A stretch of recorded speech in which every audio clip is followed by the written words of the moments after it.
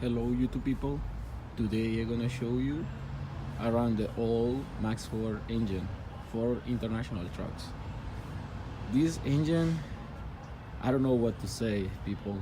It was so bad that I don't know why my company, right, the place I work, bought it. These trucks like around um, 2 years ago or 3 years ago, and they have only like 300 or probably around 400 miles only. But I'm gonna show you one of the reasons, well, the main reason why people doesn't wanna buy this kind of trucks with this engine, exactly with this engine, because as you can see, look, just take a closer look, just to remove, for example, if you wanna take it off the computer, for example, the MCM, right, or the ECM. Look, it's way over there, hitting here. So in order to somehow have some room, you had to remove the air filter, which, and for me, it's like, really, guys, you have a lot of places to put this thing on, and you just put it between all those wires. Okay, and the other thing is like, regardless to the electrical system that goes around the engine, I'm talking about the wires, harness, everything related to that, it looks so complicated just to change one harness. And there is so many sensors that I never seen an engine with so many sensors, and I've been working on this like around 10 years by now. So let's take a closer look and find out why this engine is so bad, especially for the owner operators, right? People who own the truck, like 2 or 3 of these trucks, because you take it to the dealer and dealer say, oh, we need to replace this part, and it runs you like $1,000 just to change one part. For example, I'm gonna show you later how the crankcase goes over there. But for now, let's concentrate on the left part of the engine. As you can see, there's one sensor here, another sensor here, another sensor here, another sensor over there. They're like, just around here you can see 4 sensors. I'm like, really? Why you put so many sensors? Why you need them for? This one seems like a temperature sensors. Although seems like a temperature sensor, and this is like a pressure sensors. Okay, so look, to change the fuel filter, the one way over there, that one over there, you have to use a long extension with a ratchet, or you have to literally have a short ratchet to reach over there. But the problem is the size of the socket you need to open it. So this is not a do-yourself. You actually need to take it to the shop so they can change that fuel filter for you. So that's bad, all right? The dozer block is way hitting over there. I don't think so you can see it. This is way over there. Oh, sorry, way over there, and that's really bad place to change it. It's really hard even for us as technicians. So we know a little bit more than just the drivers, right? It's really hard just to reach over there. You have to remove this splashing from here, and take this apart so you can reach over there. The fuel pump, you see, the high pressure fuel pump that goes all the way behind all these you see around here, way behind all these. All right, before we have a couple of trucks that had the issue with the fuel pressure pump, but with the high pressure pump, sorry, and it just looks like a big mess to change it.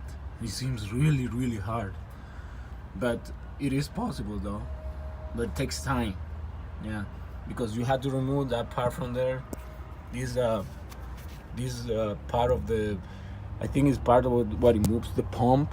Is the pulley that moves the pump, but you have to put it, you have to take it off, you have to time in the engine, and then you can take off the pump. But the worst thing is, like, look, all these you have to remove just to work freely over there. So like I'm saying, I don't understand why International did this. Many people believe this is a Caterpillar design and International bought it from them, but I'm not sure. That's what I heard. And the only filter is easier to change in here is this one. And the bad thing about these filters, they are international fuel filters. I do believe maybe Baldwin, Donaldson, or even Fleetwood has an aftermarket filter for this, but we couldn't find it around here, so we had to buy the original from the international. So that's what it is, right? So in this side, let me see what else we can see. This, I believe this is the throttle valve. All right, this thing in here, but look all these wires around here, all the harness. I'm like, wow. So for example, if you want to replace the let me see what else. On this side, I think that's everything I want to show you related to the engine. I believe there is a couple lines over there, especially when it comes to airlines. Seems so complicated. Oh, and the air compressor is a really hard to replace, and it's really heavy because it has dual pistons. The older ones, the newer ones, they comes with only a single piston, but it has all the hose that goes way over there. This hose for the power steering, you have to replace pretty much everything, including the pipe, including the outer pipe that comes from the compressor. All right, the one that builds the air, you have to replace all those things. So for me, I don't understand why they make this so complicated. All right. And if you want to replace for example, the belts, this is just a single belt. This belt you see here is the only one, so you don't need nothing else to replace it, because this one has like a magnetic fan clutch, so it doesn't need it apparently. Okay, so let's check it out the other side.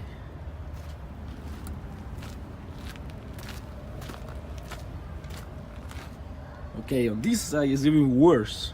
This is, I believe, if the left side it's okay, this is even worse, this side, because look this is the worst possible design for turbos. Look, it has twin turbos and one after another. You see, it reminds me a lot to Caterpillar design, but this design I believe is even worse, because we already took like a few of these apart, and damn, it takes like at least like 3-4 hours to take one of these out. Or you really need to know what things you need to take it out, because this, especially this one, see, this is the high pressure turbo, because the other one, the bigger one is the, let me see focus. Okay, the bigger one over there is the lower pressure turbo. This is the higher pressure. So it's just a really big mess over here. I really don't like it. And I only change once the crankcase breather that goes around here. You see where is my hand right now? Here, you cannot even see it. This is the crankcase breather, the oil crankcase breather, and oh man, it's really bad. It's you have to take all this apart, all this apart. And there is another cooler over there. I'm like, what in the world this guy were thinking when they were building this engine? Mechanical wise, it's not a bad engine. It's just the way the accessories goes around the engine that's really bad. Look this. Why you have so many wires in here? You look. Why do you have two sensors over there? Why do you need them? What do you need them for? I'm like, really? But this is when it's the turbo, or even change the starting motor way down there. It's a really big problem to change those parts, and this is the main reason. This is the main reason why this international engine, or Maxxforce engine, right? It's a really bad design, and I don't blame people to say international really screw up with this engine. But in the future, I'm gonna show you the new international engine, which they call it 826. All right, and you will see the difference between this engine and the newer one, and you will find out that the newer design is better than this one. So thank you for watching, and if you have any questions, leave it in the comment down below, and I will try to do my best to respond. Okay, bye.